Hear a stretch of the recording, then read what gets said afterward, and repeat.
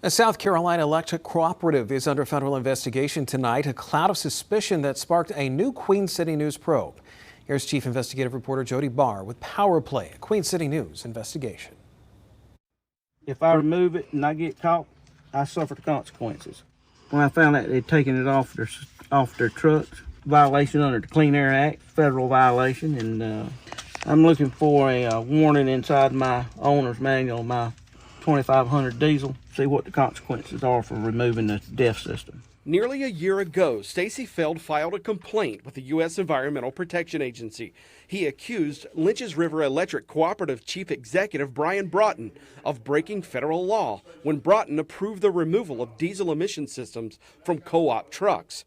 Feld is a co-op member. I'm hoping they're going to go ahead with a full-blown investigation in the Lynch's River Electric Co-op. And his mother was a co-op board member at the time. And it states right here, it says removing the air intake, removal of air cleaner silencer, reversing the air cleaner cover, removal of the muffler, catalytic converter, or any other resonator, removal of the exhaust pipes and exhaust pipe clamps.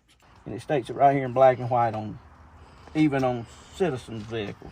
If it's illegal for Feld to do it, he figured it was just as illegal for a power company that takes in and spends public tax dollars. Feld went to work gathering co-op records. He sent what he had to the EPA, but he says months passed and he never got a response. I've got all my records involved in Lynch's River. Have you been waiting on this day? I've been waiting on this day for a long time. I think some heads need to roll for what's been going on. We're sitting here at Stacy Feld's house in Lancaster County waiting on a couple of EPA investigators. The agency called him to schedule an interview. These investigators are supposed to be here at 2 o'clock. All right, there's the EPA. It's 2:04. They're arriving now. The investigators met him at his Lancaster County home in November. There they are, and there's Mr. Feld. 8 months after he filed the complaint. All right, they're in the house now at 2:07 p.m. Just had a little source pull up here. Looking like I'm going to get gas. But we have a little gift here. Our sources provided additional invoices and repair records proving the co-op's trucks' emission systems were in fact deleted. We obtained these photographs showing the underside of a co-op truck, supposedly showing thousands of dollars in pollution equipment removed. We were also provided information showing a total of 6 trucks with altered emission systems. These are the 4 invoices from those 4 different co-op trucks. And the dates on these are January of 22 through March of 2022. This one is for truck 272. It's labeled maintenance and tire. It's $1,868 is the total bill, $625 for a filter, nearly $400 for fluid, $338 for a tire, and right at $500 in a labor, light flasher device. And these other 2 are a pair of $1,800 invoices, each for filter, fluids, and a tire. Every one of these invoices shows Watson's Hot Rod Garage, but I do not see an address on this, but we have an email address. So let's run this through Google, Hot Rod, and it comes back to an address off of Highway 9 in Sherrall. Our sources told me someone somewhere doctored these invoices to hide the truth.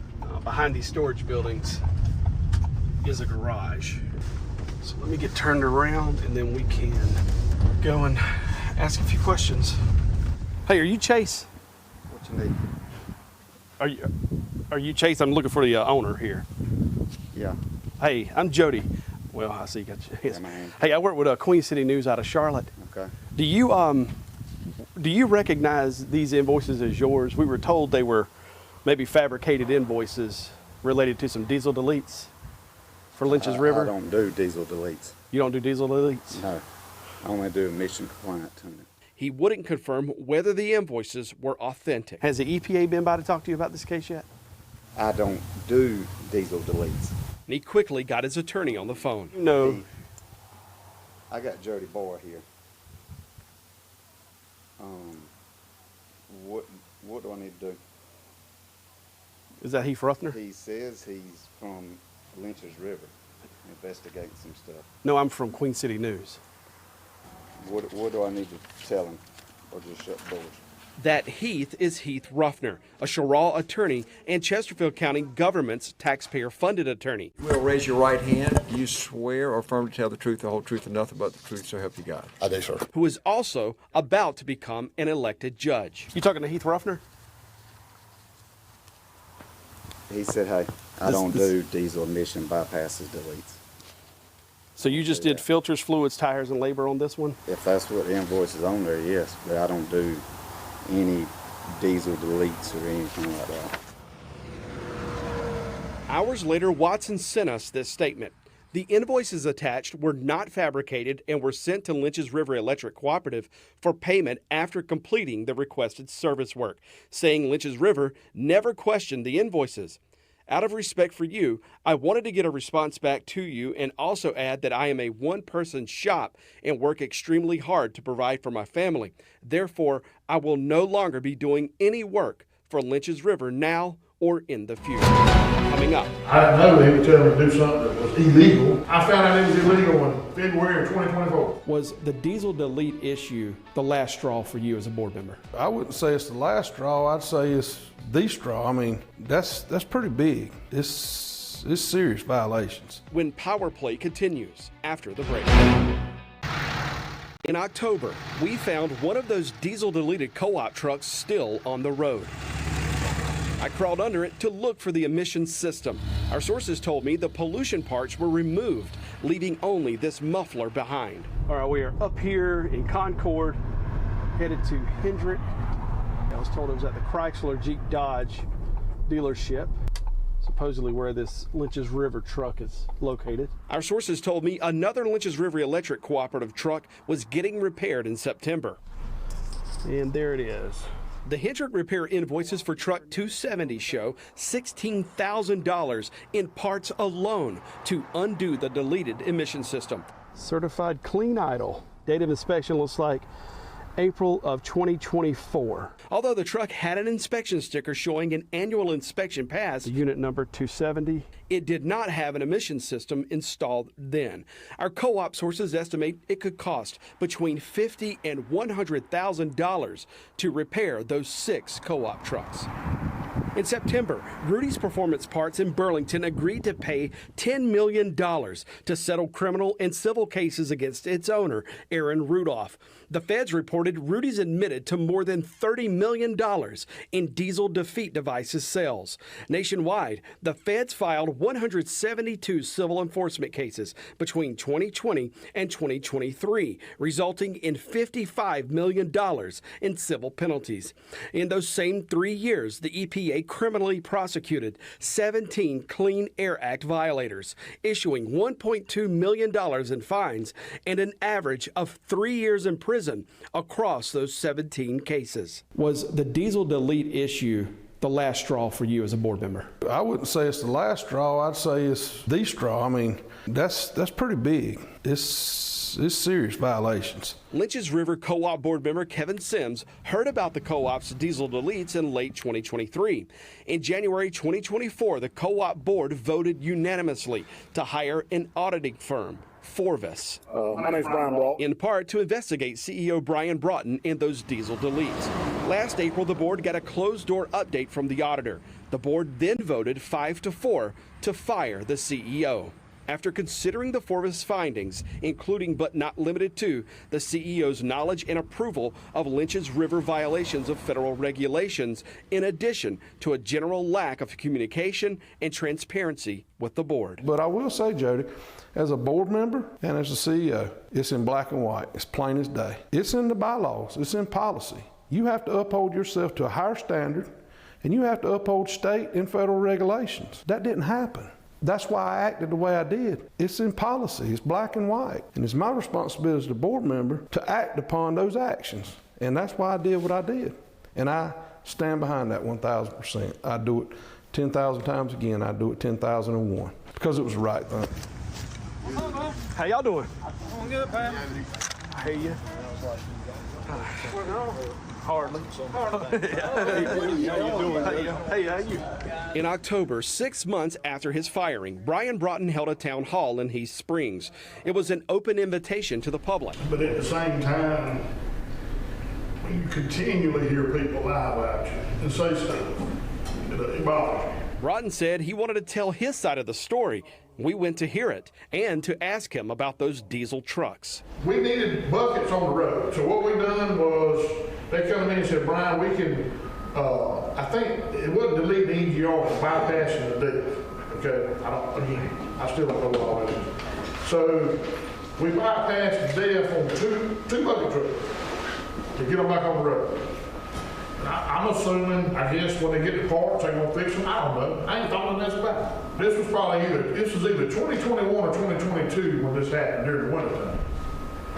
That's the only thing they found on me was that. And co-ops do it all the time.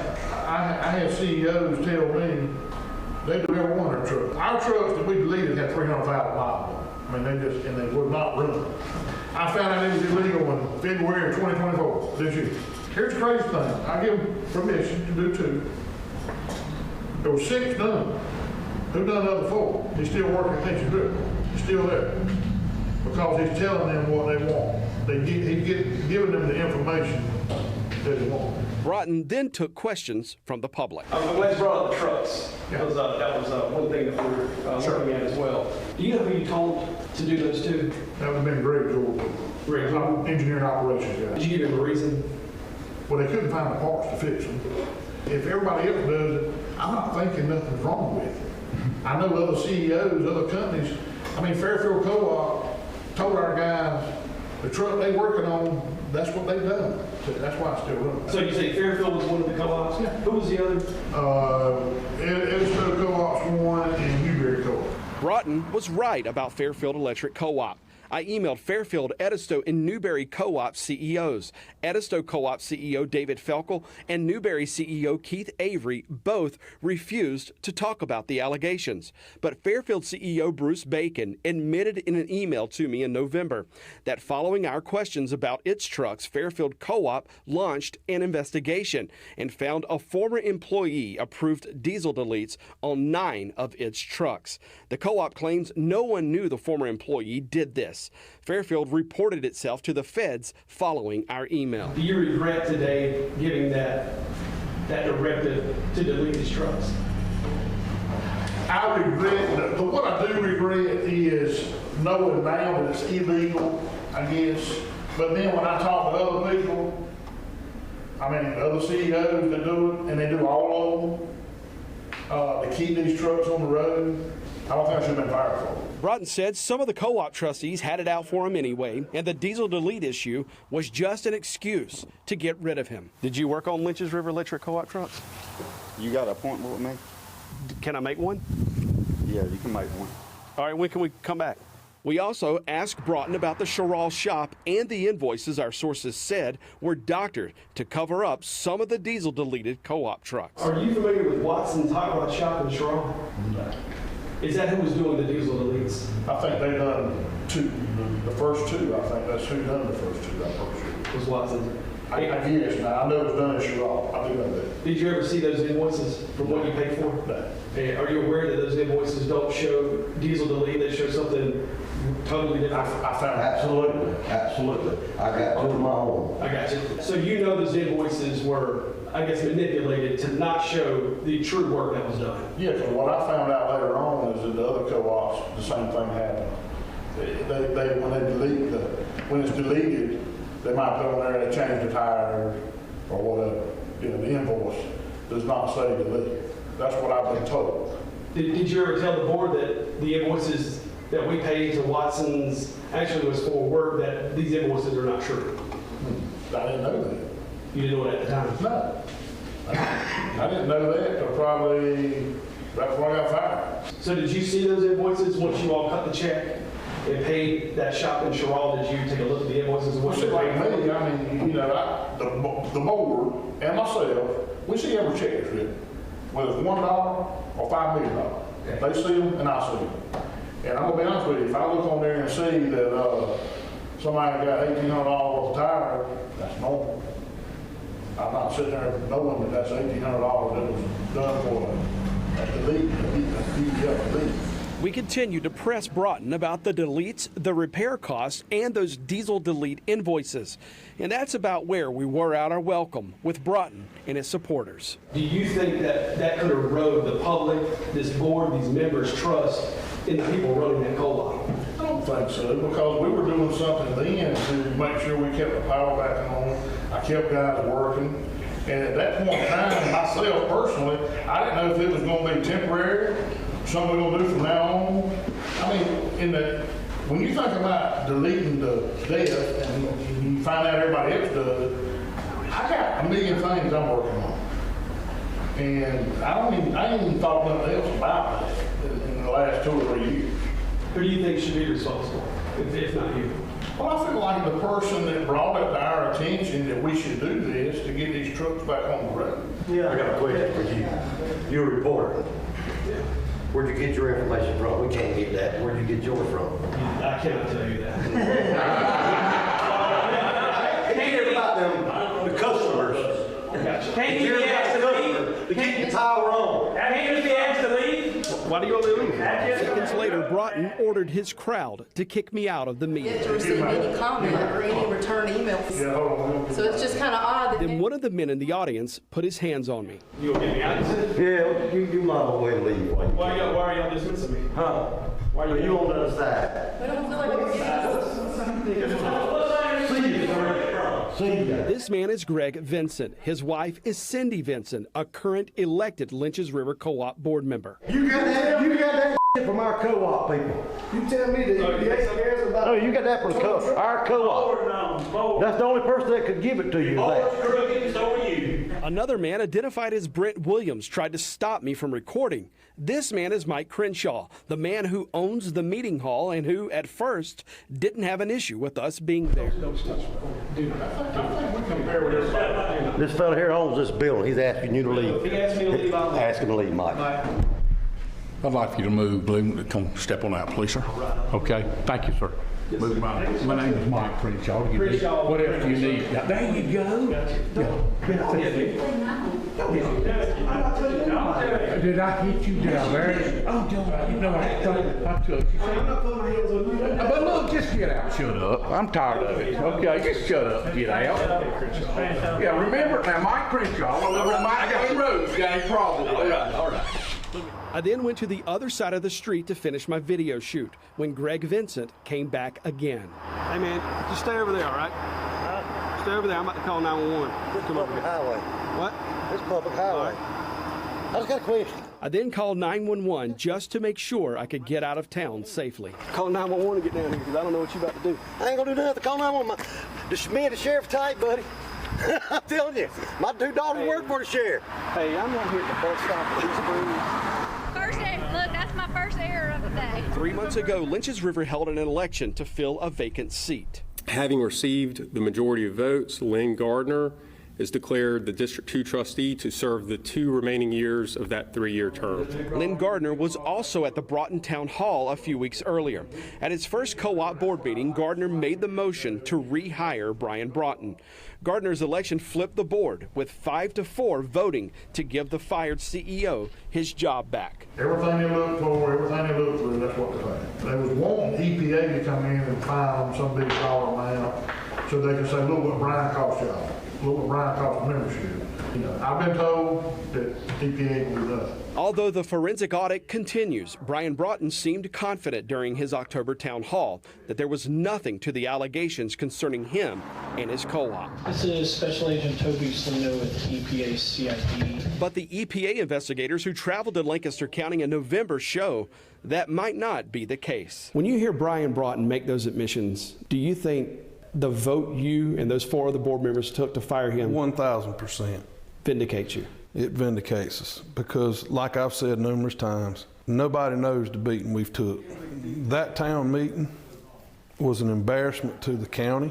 It was an embarrassment to the membership of the Lynch's River Co-op. It was utterly disgusting. But at the end of the day, people saw what's really been going on at Lynch's River Co-op, and they needed to see that. Had we not seen them in action ourselves, we'd have no way to know for sure whether the EPA was investigating this. That's because the EPA would not tell me whether the agency was doing anything with the complaint against the co-op. That also means unless there's a civil or criminal action filed in this case, we will never know when the EPA finishes its work into the Lynch's River Electric Cooperative.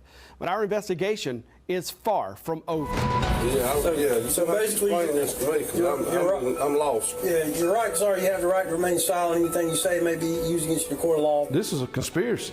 Somebody somewhere is pulling some strings to get them to come to put heat on me. There's some high-ranked officials involved in this. The man who led the charge to hold the co-op CEO accountable says he's become a target of some of the state's most powerful people. The man that the investigation is targeted says that he believes this entire investigation was a conspiracy to have him investigated and or charged, and believes that you may be part of whatever conspiracy he believes is happening here. What do you say to that? I'm sorry he believes that way. I'm just doing my duties. My sworn duty as a circuit judge. That's coming next Sunday after the Super Bowl in Power Play, a Queen City News investigative series.